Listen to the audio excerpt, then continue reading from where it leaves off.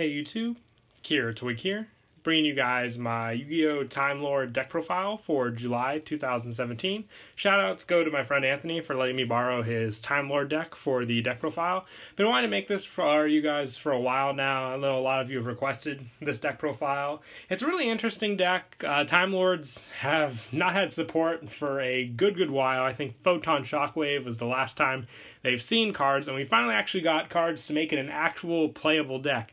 The whole point of the deck is to basically use the different effects of the Time Lords to really mess up your opponent's plays by shuffling cards back that they control, and Time Lord monsters are also pretty much immune to other card effects on the field, so they're pretty powerful, and it can be quite annoying to your opponent. But let's go ahead and get to the deck profile.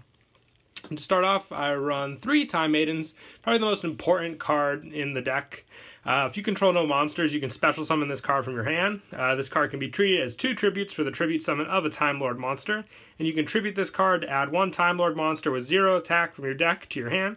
You can banish this card from your graveyard to special summon 1 Time Lord with 0 attack from your deck, ignoring its summoning conditions. You cannot special summon the monsters during the turn you activate other monsters during the turn you activate this effect. So many good cards to play off of with just this one card. Plenty of special summons, graveyard plays, tribute effects. It literally does one of everything to help support what this deck can do. You have to run 3 because the faster you get this card out onto the field, the faster you can go on the offense with your different Time Lord monsters.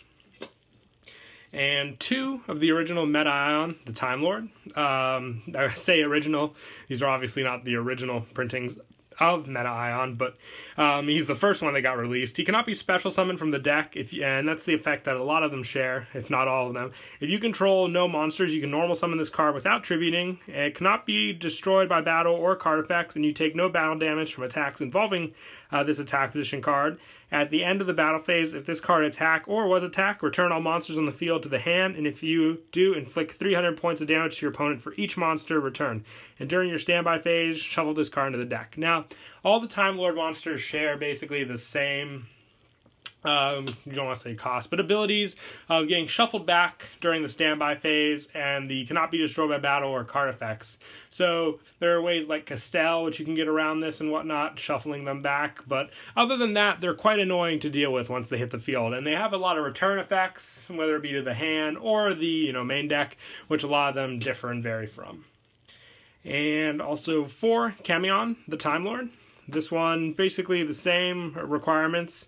If you control no monsters, you can normal summon this card without tributing, cannot be destroyed by battle or card effects. You take no battle damage from attacks involving this card, and if you do, inflict 500 damage to your opponent, basically. And then neither player can activate cards or effects in response to this card's activation. Once per turn, you shuffle it back into the deck during the standby phase.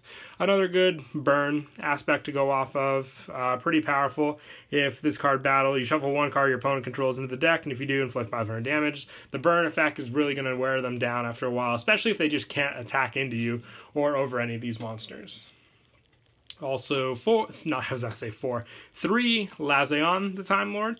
Once again, no battle damage from this card, same requirements, and at the end of the battle phase, if this card battled, shuffle all cards in your opponent's graveyard into the deck, and once per turn, if your opponent draws a card, inflict 1000 damage to your opponent, and then the same standard standby shuffle effect. So the graveyard can really mess with a lot of different decks that rely on the graveyard, especially shuffling them all back, and then the draw effect can go off of maxi play as well for burn damage.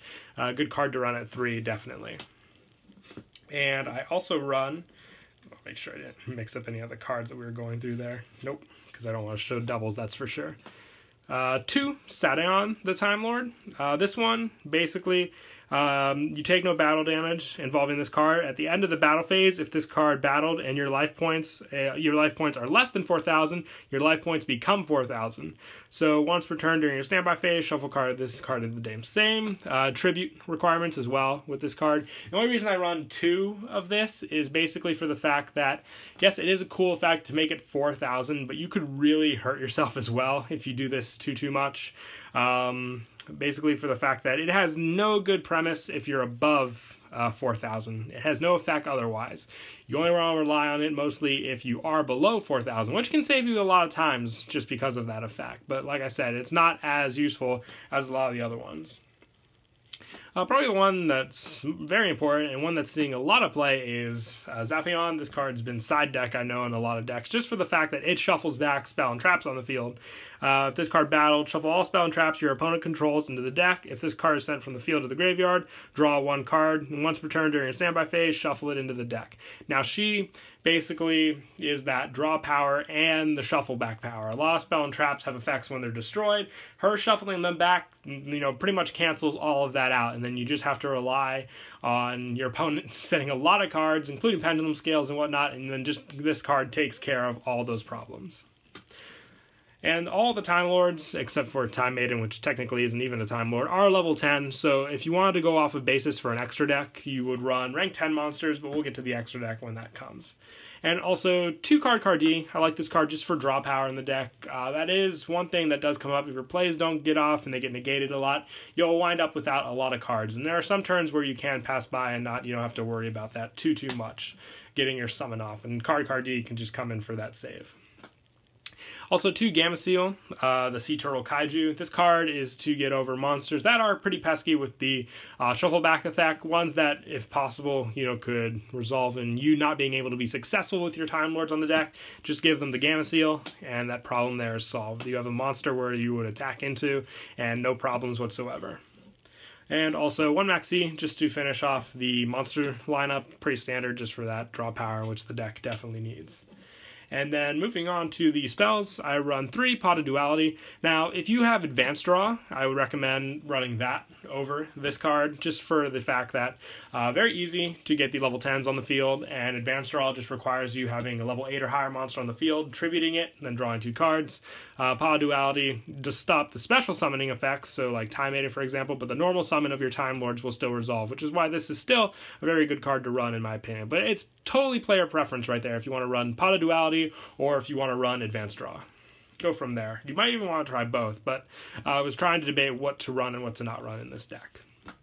Also, 3 Celestial Transformation.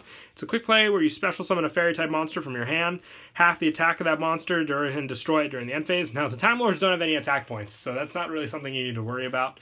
And they also can't be special summoned from the deck, but it doesn't say anything about not being special summoned from the hand, which is why 3 of this card is very important with this deck.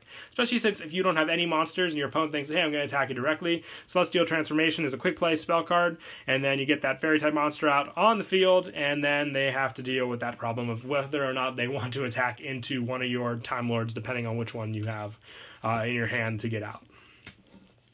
And then also 3 Mystical Space Typhoon. You can run Twin Twisters if you'd like, but Zaphion takes care of spells, so these are mostly there just to, hopefully luckily pop the back row that could be pesky, like Solemn Warning or stuff like that.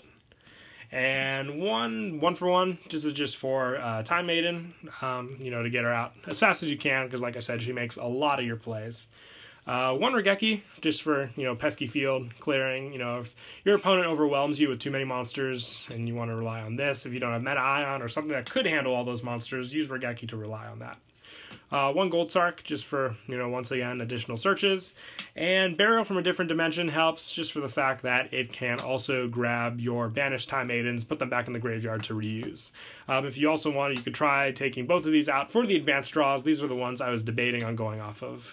Even possibly the Regeki if I want to try 3 advanced draws with the Pot of Dualities for just more draw combos.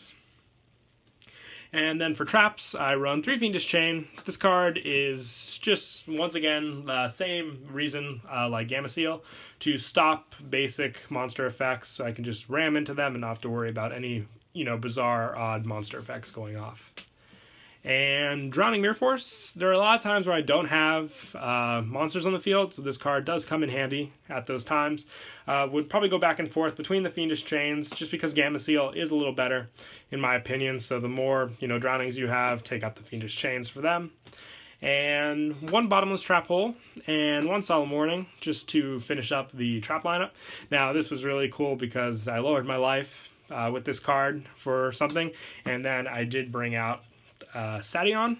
I was at 2,000 life, if I remember correctly, in the game. Brought out Sadion, put it back to 4K with his effect, and, pretty much was a free cost Solemn Warning beforehand. And now moving on to the extra deck. Now the extra deck is pretty tricky with this just because you are pretty limited. You can run rank 1s if you'd want with Time Maiden, but honestly you want to use her for her own effect. You don't want to exceed summon with her. So I went with the rank 10 lineup, just maxing out on all the rank 10 monsters that I could think of. Gustav Max, and also number 81, Super Dreadnought, Super Dora. 3 Sky Palace Gongora die. Like I said, they're just optional for the most part. If you want to run stuff like Effect Veiler and Ghost Ogre as hand traps, you could do that as well. Put in some tuner options. You know, level 1s with these guys can make Star Eater.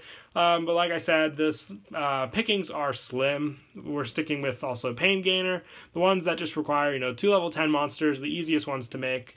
Ravenous Tarantula. This card would probably come in for a second one. Just take out a Pain Gainer.